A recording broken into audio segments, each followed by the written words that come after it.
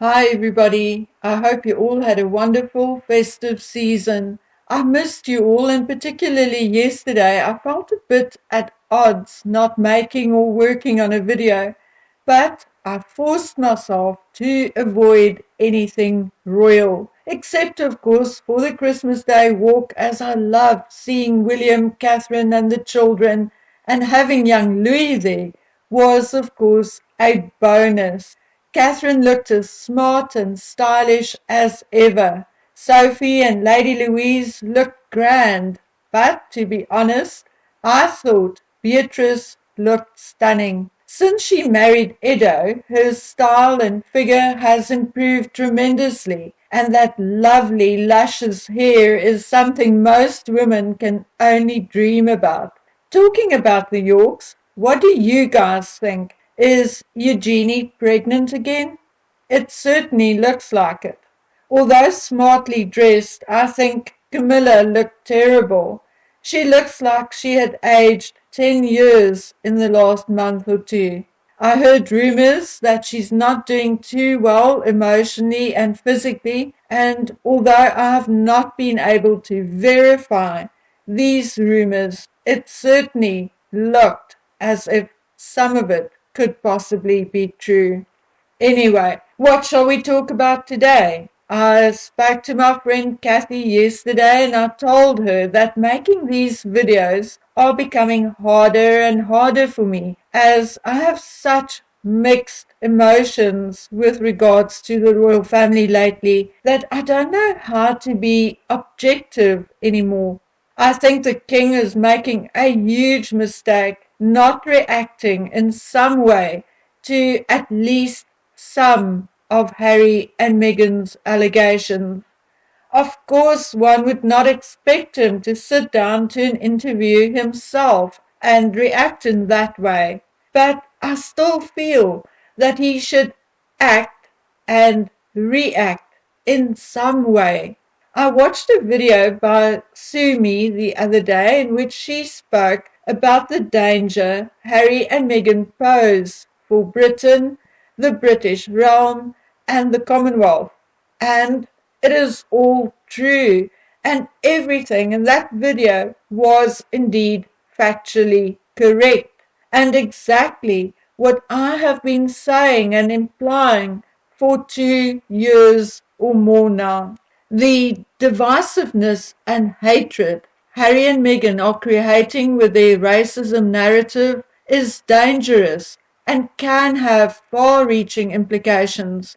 I've spoken to you about the safety issues the Oprah interview had created for Catherine, the thousands of angry and threatening letters Kensington Palace received, and now, each time Harry and Meghan open their mouths, they make things worse, whether we agree or whether we like it or not. But Tyler Perry saying that he could see that they were abused is hugely damaging to the royal family. We know it is rubbish and that Tyler Perry was being gaslighted. But there are people who, like Tyler Perry, still believe that. The palaces and staff remain tight-lipped, but I wonder how many angry and threatening letters the King and William received after the Netflix series. We are told about royal protection and security, but how great is it really? During the Queen's funeral, we saw a man running into the road and getting really close to the King's car. What if he was carrying a gun instead of a camera? We saw eggs thrown at the King twice in recent months. What if next time it is something more ominous than an egg? Do Harry and Meghan really care? Or is that actually what they truly want? They did not care about Prince Philip's failing health and being on his deathbed. They did not really care about the Queen being 96 and sick. They do not care about Thomas Markle's dodgy health. As a matter of fact, At the rate they are piling the hatred on, it almost appears as if they are trying to hasten his demise. So why on earth would it be out of the realm of possibility that they may be intentionally trying to create a danger for the King and Prince William? In many of my videos, I had spoken about the interdependence of countries, about the GDP, about imports and exports, about alliances, etc. Yet Harry and Meghan do not care what their hatred for the monarchy in Britain can cost the country. And, of course, those ordinary folks inhabiting that country, and the effect it could have on the country's allies and partners. How many more times must creators, journalists, economists, and the public explain this before the King and or the British Parliament will actually digest it?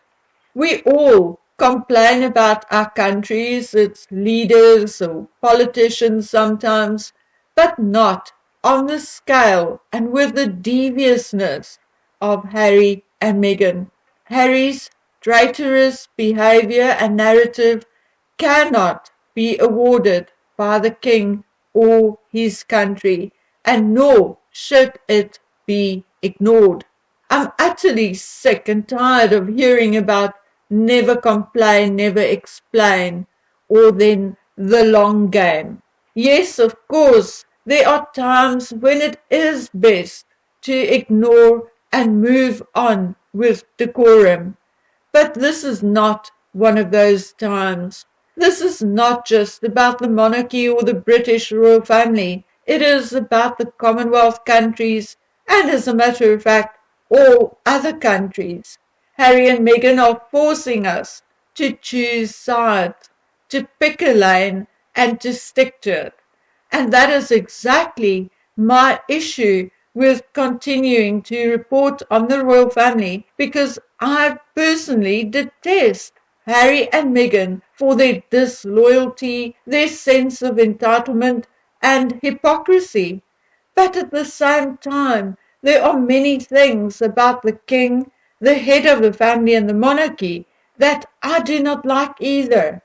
Yet the Harkles are putting me in a position where I am less inclined to criticize King Charles, because my choice is and will always be Britain first, British people first, and a monarchy, even if it means we have to put up with a King Charles for a few years.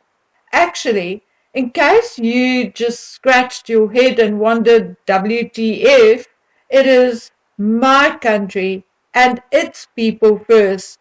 And I think it is in my country's best interest not to support Harry and Meghan's race baiting lies and narrative, or for Harry and Meghan to cause negativity, ill feelings, and mistrust between my country and Britain.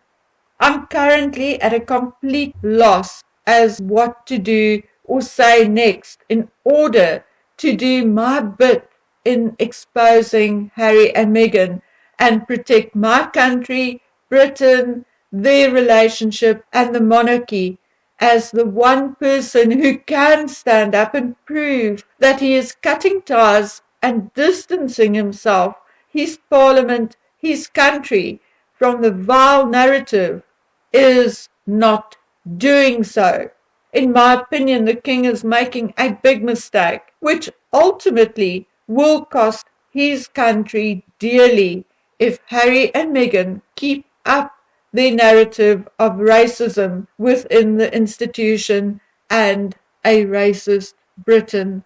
Okay, my dears, in the next few days, I'll entertain you with a couple of items I collected from different social media platforms and publications. However, it will need extensive illustration, and putting it together in video format will take a bit of time. So please be patient with me.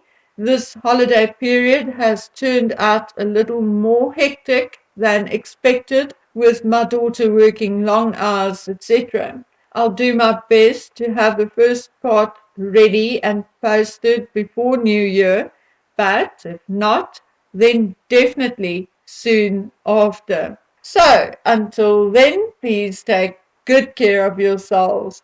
Bye.